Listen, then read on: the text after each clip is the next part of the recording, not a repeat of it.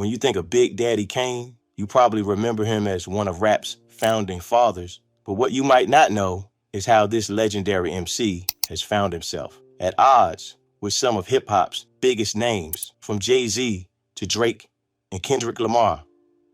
At 56 years old, Kane isn't holding back his opinions about modern rap, and his recent comments have stirred up serious controversy. Kane's most recent criticism came during the massive Drake and Kendrick Lamar feud in 2024.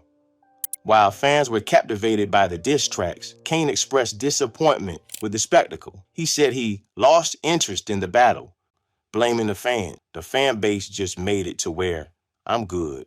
According to Kane, today's fans have turned rap battles into fact-checking exercises rather than competitions about lyrical skill. He explained it's not a competitive thing about who spit the better bars. It's a thing about fact-checking to see if this person told the truth. Kane believes this destroys the artistic essence of battle rap, where exaggeration and creative storytelling have always been part of the art form. This criticism reflects Kane's broader philosophy about hip-hop's evolution. He argues that in the golden era, rappers often said stuff that wasn't true, purely for lyrical effect. Kane urges fans to enjoy the music for what it is, rather than treating rap like investigative journalism. If you're interested in learning more about how hip-hop legends view the current state of the genre, make sure to subscribe and let me know in the comments what you think about Kane's take on modern rap battles. Kane's views on terminology reveal his traditional approach. In the 1980s, freestyle rap meant a written rhyme that was free of style, with no specific subject matter, focusing on boasts and wordplay. Making up lyrics on the spot was called off the dome. Today, a freestyle means improvised lyrics, which Kane sees as misunderstanding hip-hop tradition. But Kane's most complex controversy involves his former protege, Jay-Z. Their relationship began as mentorship in the early 1990s when Kane gave Jay-Z his first break. Jay-Z would open shows for Kane and rap in his crew's cipher, learning performance fundamentals. Around 1990 or 1991, Kane tried helping Jay-Z secure a record deal. He recorded songs with the Young MC and shopped them to multiple labels. However, every label passed on Jay-Z due to his rapid-fire flow style and image that wasn't connecting with executives. Years later, when Jay-Z achieved massive success by adopting a different persona, Kane initially expressed happiness for his former mentee. He said he was glad the early deals fell through because Jay-Z might not have become the billionaire that he is without finding his own path. However, Kane's feelings changed as Jay-Z's success grew. He began to feel that his role in Jay-Z's early career was being erased. Kane noted that as Jay-Z became bigger, Kane's name started to disappear from the narrative of Jay-Z's origin story. This perceived erasure transformed their professional relationship into a source of personal grievance. The situation escalated when Kane made public accusations against Jay-Z. He claimed Jay-Z had betrayed him and stole his flow. Kane also made serious allegations suggesting connections between Jay-Z and controversial industry situations, including implications about Tupac Shakur. These claims positioned Jay-Z as someone who strategically stepped over mentors and rivals to build his empire. Kane's relationship with Rakim provides an interesting contrast. Throughout the late 1980s, Kane and Rakim were considered the two greatest lyricists in hip-hop, engaged in competitive rivalry rather than personal beef. Both acknowledged their competition while maintaining professional respect. The rivalry was tested in 1990 when Rakim recorded unreleased diss lyrics aimed at Kane for his album Let the Rhythm Hit 'Em. However, when Kane learned about the intended diss, he contacted Rakim directly. This led to Rakim removing the lyrics before release. This incident highlights Kane's view of proper competition in hip-hop.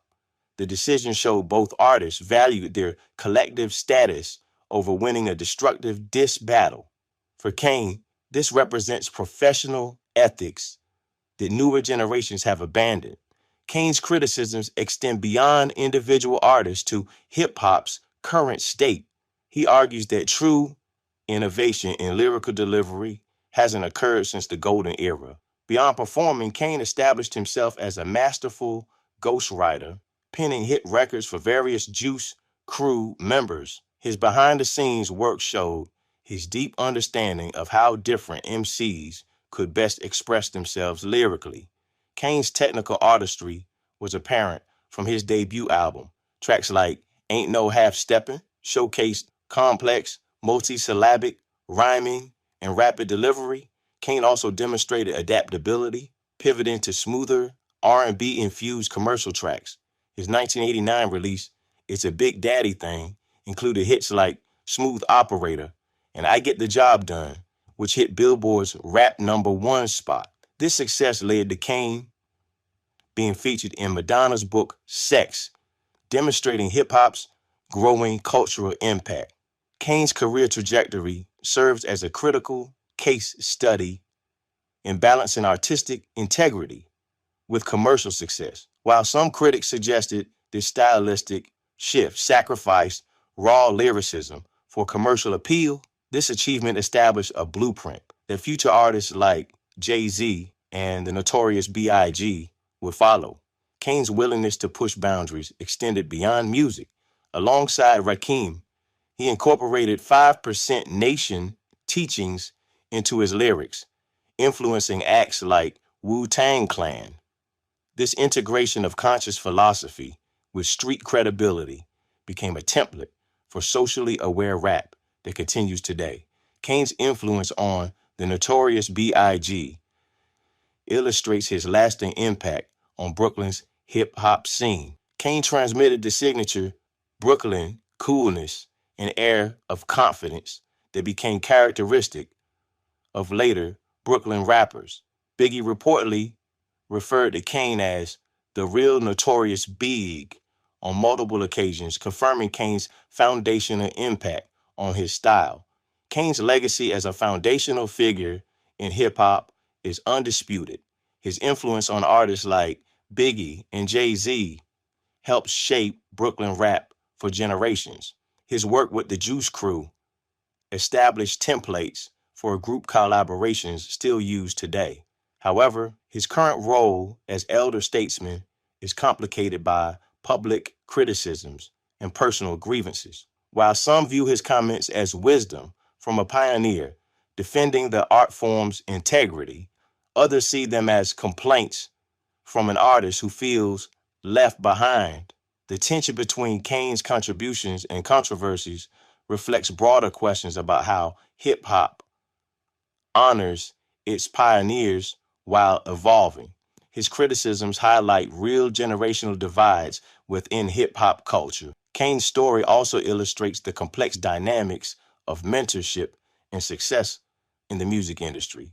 His relationship with Jay-Z shows how professional relationships can become personal when success and recognition are involved. Whether Kane's claims about being erased from Jay-Z's narrative are entirely justified remains a matter of perspective, but they reflect real feelings of betrayal and frustration. As hip-hop continues to evolve, figures like Big Daddy Kane serve as living connections to the genre's foundational era. Their perspectives provide important context for understanding how far hip-hop has traveled from its origin. Kane's insistence on traditional values and technical standards represents an important voice in ongoing debates about hip-hop's direction. What do you think about Big Daddy Kane's criticisms of modern hip-hop?